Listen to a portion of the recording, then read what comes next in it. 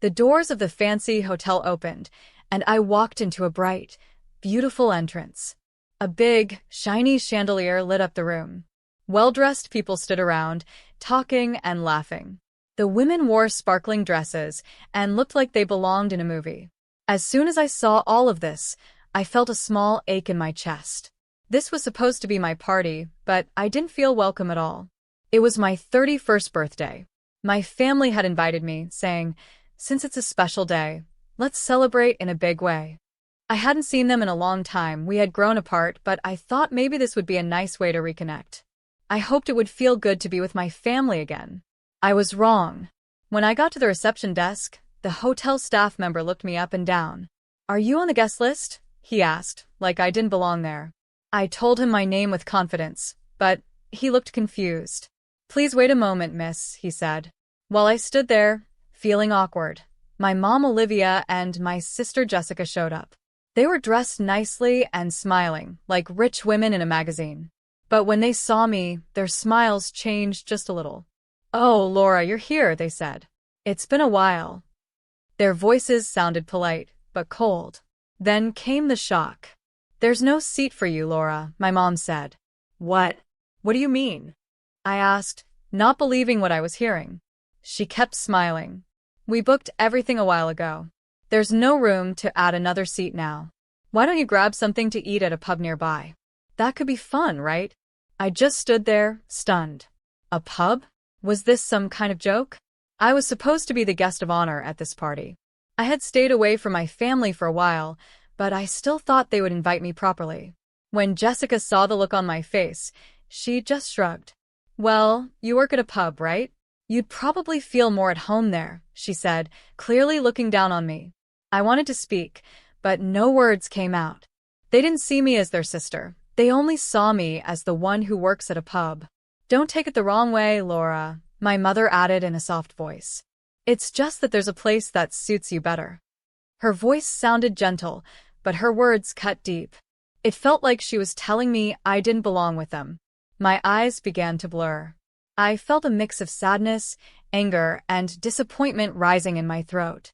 Still, I smiled and said, "I get it. Sorry for bothering you." I turned around. They looked almost relieved. I didn't look back. As I stepped outside, the cold night air brushed against my cheeks.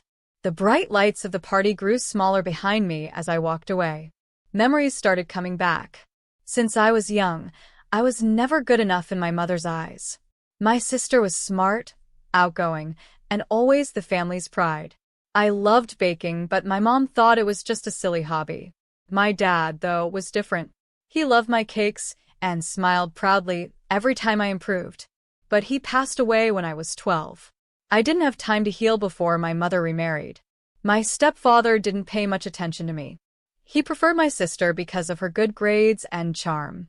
I felt invisible at home, no matter what I did. I kept trying to win their approval, working hard and never giving up.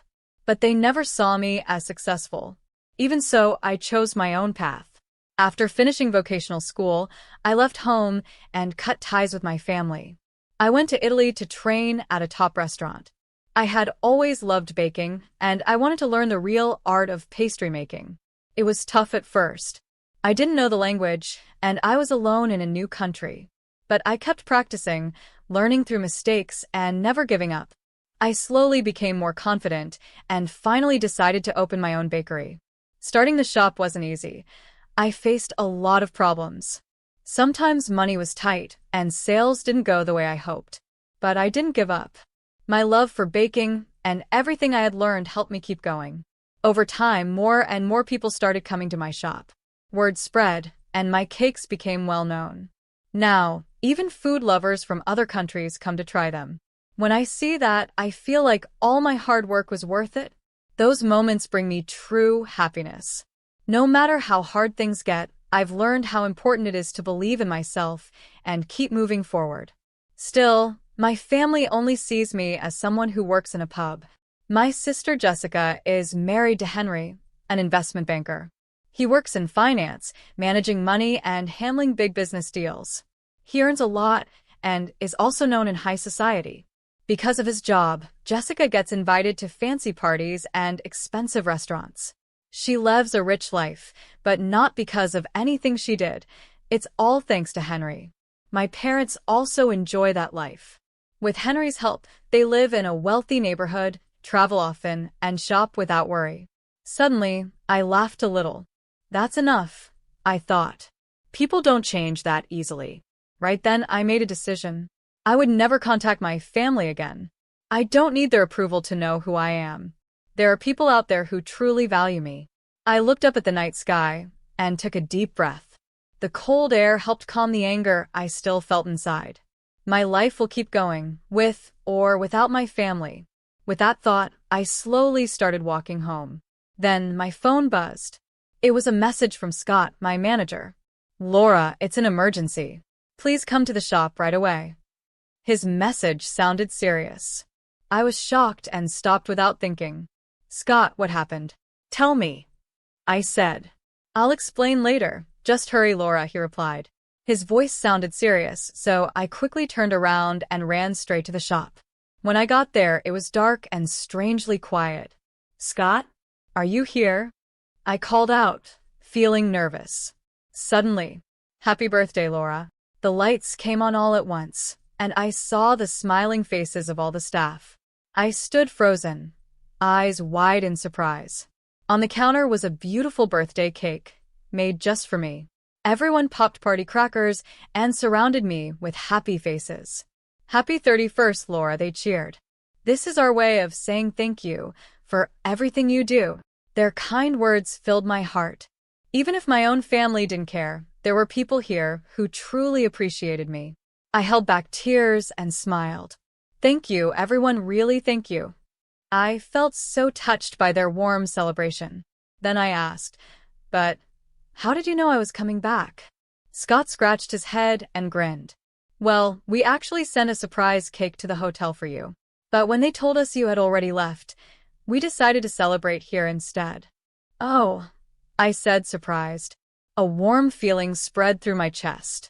I was so thankful to have people like them in my life. "Scott, everyone, thank you," I said again. Scott gave a big smile and said, "Now let's eat cake." Everyone cheered. At that moment, I realized something. This felt like real family. I'm now known as a talented pastry chef who owns a popular bakery called Cheese Tart. I have 3 shops, and people love them for their creative desserts and cozy atmosphere. We're so popular that people book tables 4 months ahead. Even Tufts professors and wealthy customers come often. Food lovers say my shop is a must-visit place. My name has been featured in magazines and on food blogs. But even with all this success, I never told my family. I stayed distant. We barely talked. I had no desire to share my achievements with them. Since I was a child, they never believed in my dream of becoming a pastry chef. When I chose to go to culinary school after middle school, my mom and sister didn't understand. They cared about stable jobs, social status, and money. They didn't respect the path I chose. The choices I made were my own, but my family never supported them. They always wanted me to make practical decisions and never really tried to understand my love for baking or my dream. Because of that, I often felt lost and alone. Our values were too different, so I chose to keep my distance from them. Even after I found success through my own hard work, I didn't share it with them. To me, Cheese Tart wasn't just a bakery, it was proof that I could achieve something on my own. Even if my family didn't believe in me, I could still win people over with my talent and passion. That thought gave me strength to keep going. 3 months after my birthday, an international pastry competition took place. Our team from Cheese Tart won first place. Top pastry chefs from all over the world competed, and everything was judged carefully: skills, creativity, and presentation. I led our team and gave it everything I had. When they announced we had won, I was so happy and relieved that I cried. The news spread quickly, not just within the pastry world, but outside of it too. Our bakery got even more attention. One day, a well-known food TV show contacted us for an interview. I usually stayed out of the spotlight, but this time I felt it was a great chance to show off the hard work of my team. So I agreed to do it. I didn't know that this interview would also bring a big surprise involving my family. After some time, the day of the broadcast finally arrived. My staff and I sat in front of the TV at the shop, waiting nervously. When the show started, it showed me being interviewed. I looked a little shy and unsure, but I spoke about how much I loved the shop and praised my staff, who were seen carefully working in the kitchen. Everyone cheered every time our shop was shown. We all smiled at each other, proud of what we had built together. The host on the show introduced cheese tart as a famous bakery loved by food lovers around the world. I watched with a warm feeling in my heart. Just as the show ended, my phone rang. I looked at the screen. It was my mom, Olivia. I was surprised, but answered the call. Right away, I heard her excited voice. "Hello, Laura. What is all this about?" she said, clearly shocked and confused. "What do you mean?" I replied. "I just saw the TV show. What's this about your shop? Cheese tart?" "I thought you worked at a pub," my mom said. I took a deep breath and replied calmly, "Mom, I'm sorry. I haven't been working at a pub. I'm actually the owner of Cheese Tart." "What?" "That shop they said is fully booked for 4 months. That's yours." "Yes, Mom. I've always dreamed of becoming a pastry chef. Now the shop is famous, and people from around the world come to visit." There was a long pause on the other end. "But Laura, why didn't you ever tell us?" I gave a small, bitter laugh.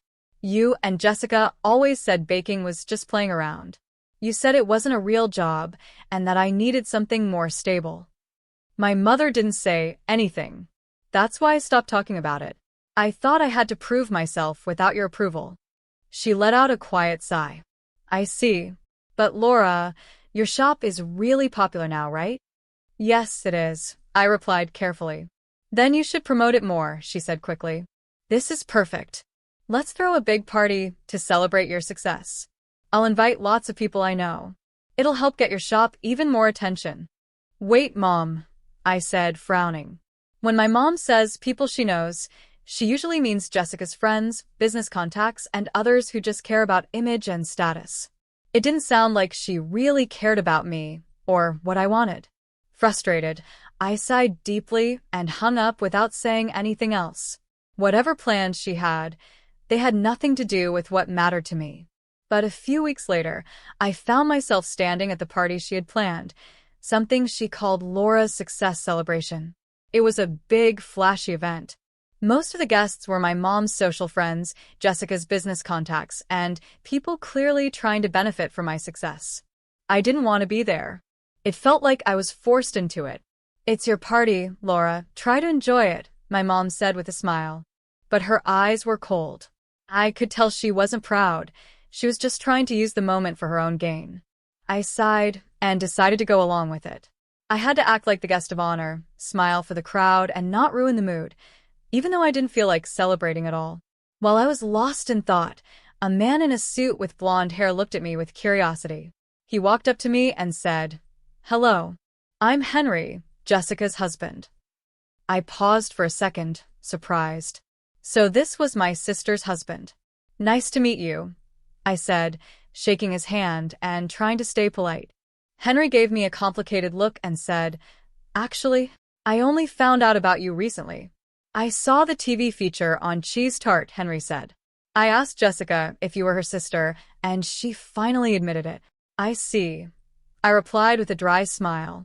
"I thought she was an only child, especially since you weren't at our wedding." "I was really surprised when I saw the show. You're clearly very successful." So, my sister had been hiding me. She acted like I didn't exist. Maybe to her, having a sister who wanted to be a pastry chef was embarrassing. Henry looked a bit uncomfortable. I didn't take it that way. "But your desserts are amazing. They're delicate, beautiful, like artwork." "Thank you. But honestly, I didn't want to come to this party." "I figured," Henry said with a soft laugh. "Still, the fact that you did, maybe it means you haven't given up on your family completely?" I didn't know what to say. He had a point. If I really wanted to cut them off forever, I wouldn't have shown up at all. "Let's just see how it goes," I said with a vague smile, gently holding the dessert knife in my hand. Growing up, I always felt like the extra person in the family. But things are different now. I made it on my own. Even if Jessica still treats me the same, I can now live proudly, knowing I followed my dream. After the party, I finally returned home. I let out a deep sigh as I thought about the uncomfortable event. It was clear there was still a big gap between me and my family, one not easily closed. A few days later, Jessica called me. Laura, I want to celebrate a friend's birthday at your shop. You'll save a special table for us, right? I was caught off guard. The same sister who once acted like I didn't exist was now suddenly treating me like family. But her reason didn't feel real or warm. Sorry, Jessica. We're fully booked that day. I replied politely. But she didn't give up. What? But we're family.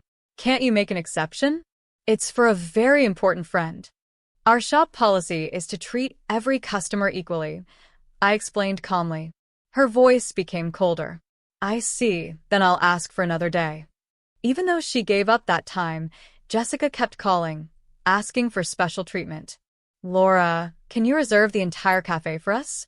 I'm bringing some investors' wives, people who know my husband. Could you also make a special dessert set just for that day? Again and again, I said no. I didn't plan to give special treatment just because we were related. And honestly, I felt very uncomfortable watching Jessica try to use my shop to boost her own image. I had worked hard to follow my dream and build my bakery. Because of that, I couldn't give up my values or change how I ran my business just to meet my family's expectations. One night, after I closed the shop, I saw Henry waiting outside. I need to talk to you, Laura, he said with a serious look on his face. What is it? I asked. What do you really think about Jessica? He said. What about her? You know she's using your shop, right? I was surprised. Henry had noticed. She told me she was helping you because you're family, he continued. But I can see now, she's just trying to use you to make herself look good. I nodded quietly. That's how it's always been. She didn't believe in my dream and ignored me for years. But now that I'm successful, she pretends we're close. If you hadn't become successful, there wouldn't have been that party, Henry said with a sigh. I didn't know that side of Jessica until after we got married. But after meeting you, I've started to see who she really is. He looked straight at me. Laura, I can't do this anymore.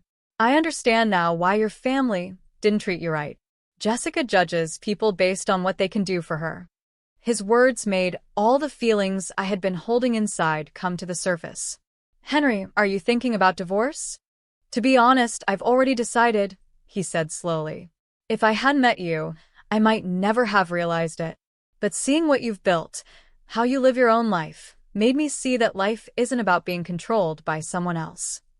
Hearing him say that gave me a strange sense of relief. Several months later, I heard that Henry and Jessica's divorce was final. I wasn't surprised.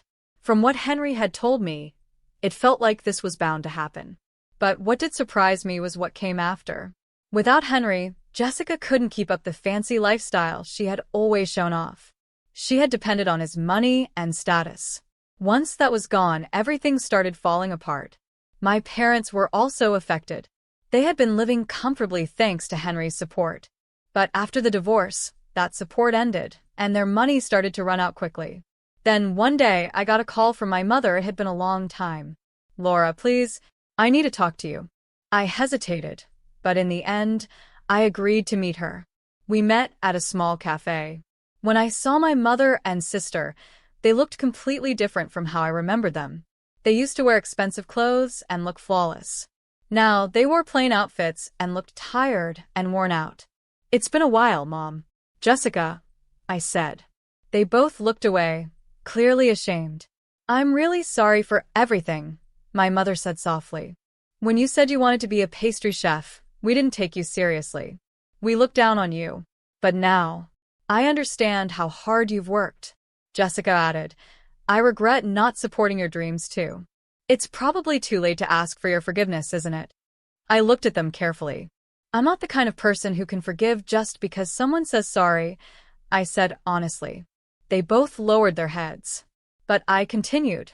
Still, I always hoped you would understand something. A person's worth isn't measured by money or status. They listened quietly.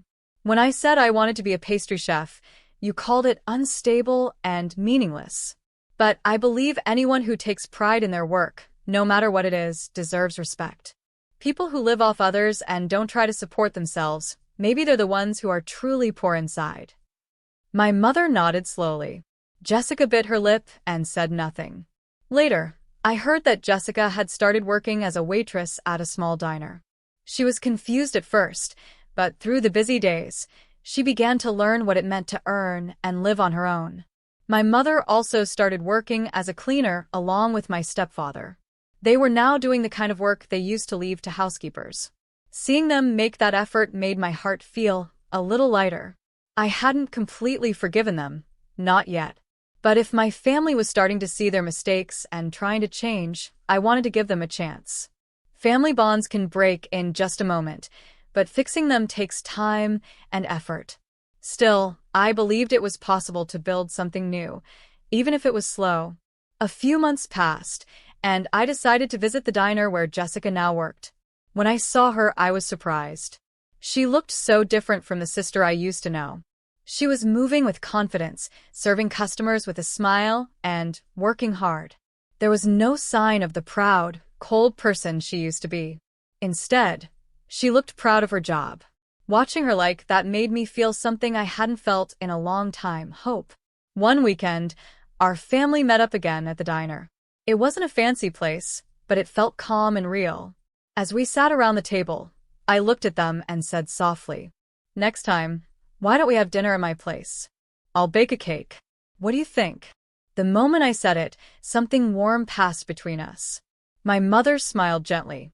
Jessica looked surprised but happy. It wasn't a big moment, but it felt meaningful. That small invitation was my way of saying, I'm ready to try again. We still had a long way to go, and trust wouldn't come back overnight. But little by little, we were starting to rebuild what had been broken. It wasn't perfect, but it was real. And for the first time in a long while, it felt like we were becoming a family again.